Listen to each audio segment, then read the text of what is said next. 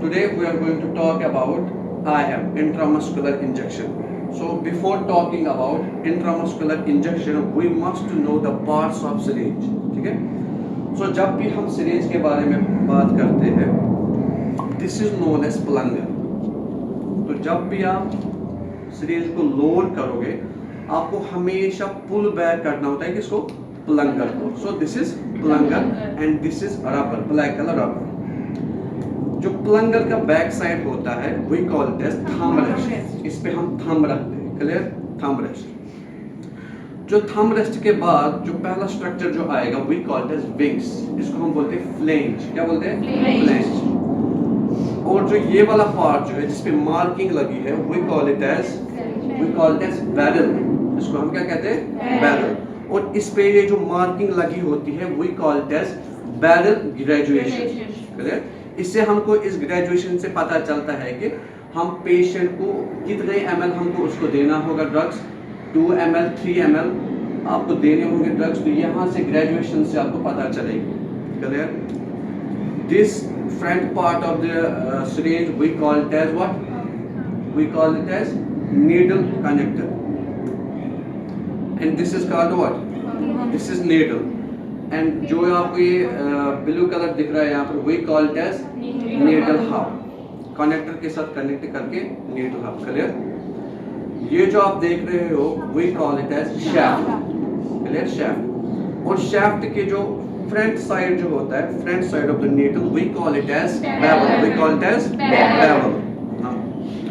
तो हमेशा जब भी हमको इंजेक्शन करना होगा we should cover the what? This needle with cap. ठीक है? जब भी आप syringe को खोलो always cover the needle with cap. Clear? This is thumb rest, flange.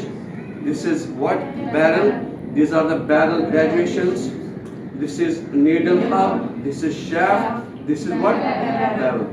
देखो bevel के बीच में bevel को अगर आप देखोगे तो नीडल के बीच में ना स्पेस होती है जहां से फ्लूइड फ्लो करता है. we call it as what? lumen. We call it as lumen. So these were the parts of what? syringe. देखो there are different types of routes of administration. हमें जब किसी पेशेंट को ड्रग इंजेक्ट करना होता है या तो हम SC करेंगे सबक्यूटेनियस, या तो हम IM करेंगे इंट्रामस्कुलर, या तो हम IV देंगे. So today we will talk about IM intramuscular. Clear? जब भी हमको पेशेंट को इंजेक्शन करना होगा, जब भी आपको पेशेंट को IM देना होगा इंट्रामस्कुलर, तो आप कहां कहां पर दे सकते हैं? फर्स्ट ऑफ ऑल आप वहां पर इंजेक्शन IM दे सकते हो जहां पर पेशेंट का मसल मास ज्यादा होगा. तो फर्स्ट ऑफ ऑल हम देखेंगे पेशेंट में मसल मास सबसे ज्यादा कहां कहां पर होता है. नंबर 1 एक तो जिस called what? Gluteal muscle, Botox. Botox पे एक तो मसल्स ज्यादा होती है. एंड थाई, एंटीरियर थाई, यहाँ पर भी हम क्या दे सकते हैं? IM दे सकते हैं क्योंकि यहाँ पर भी मसल ज्यादा होती है और बटॉक्स पे भी मसल ज्यादा होती है. थाई पे भी दे सकते हैं, बटॉक्स पे भी दे सकते हैं. Number 3 shoulder, we call it as deltoid muscle. Clear? यहाँ पर भी दे सकते हैं, डेल्टॉइड में भी दे सकते हैं, थाई में भी दे सकते हैं और बटॉक्स में भी दे सकते हैं. इट मींस ये 3 वो जगह है जहां पर हम IM दे सकते हैं. Clear? So let's talk about IM. Botox पे कैसे देते हैं? जब आपने लेट अस सपोज आपने नीडल कैप रिमूव की, आपने कोई ड्रग यहां पर लोड किया. मैंने कोई भी ड्रग 10 ml, 5 ml, 6 ml मैं ग्रेजुएशंस पे देख रहा हूं, मैंने ड्रग को लोड किया. Clear?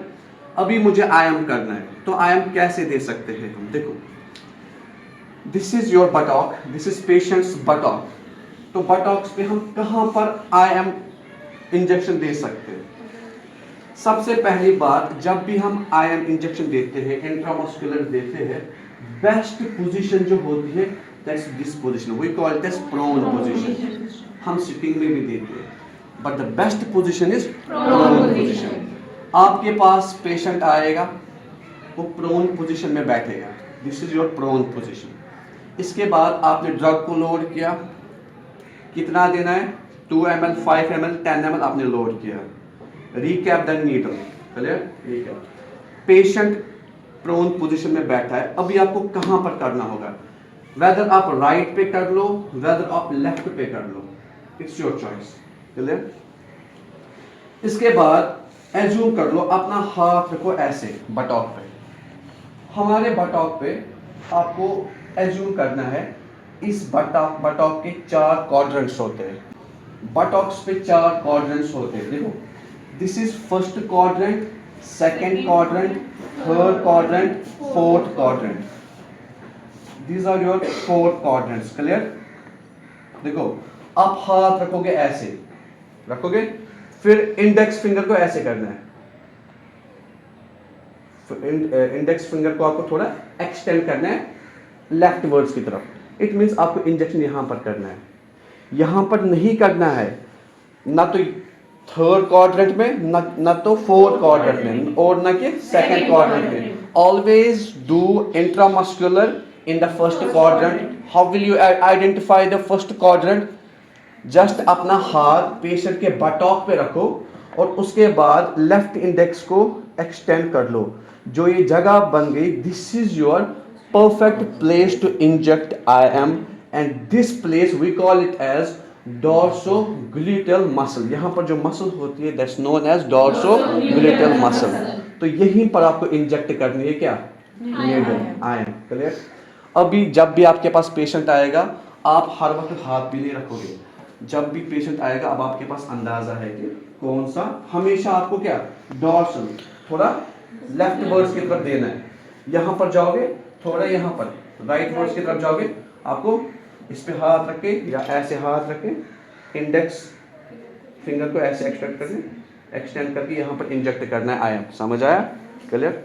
When you identify the location, remove the cap, remove the cap को रिमूव करके IM को हमेशा हम 90 डिग्री एंगल पे इंजेक्ट करते हैं, 90 degree angle. Let us suppose this is your buttock, अभी पेशेंट को आपको क्या करना है, IM के लिए हमेशा हम 90 डिग्री रखते हैं, क्लियर? जब आपने 90 डिग्री रखा, एकदम से डायरेक्ट इंसर्ट किया. सो इंसर्ट करने से पहले, IM देने से पहले, ड्रग इंजेक्ट करने से पहले आपको डायरेक्ट प्लंगर को इनवर्ड्स की तरफ पुश नहीं करना है.